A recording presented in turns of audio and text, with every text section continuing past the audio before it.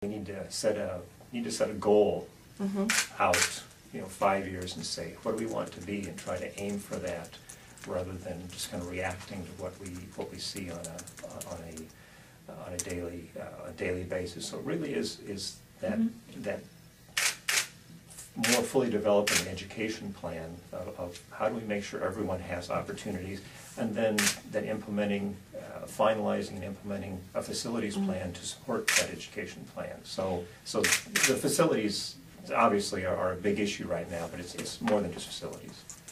I think that we have enough, with all the work we've done, I think that plan would come together.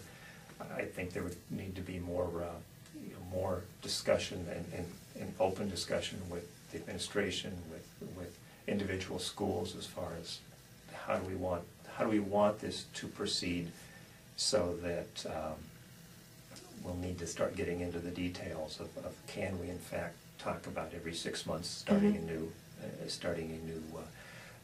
building. Is that a reasonable goal? And once we have a layout done, is to start talking with individual architects to start doing design of individual buildings.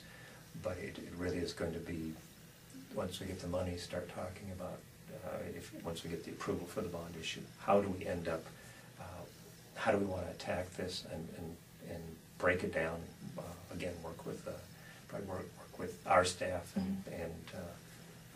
likely an architect to help us come through in phasing this out.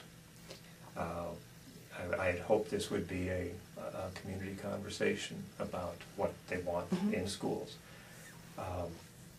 what we as a community, all of us want in schools, and not just buildings, and what do we want to accomplish from an educational perspective.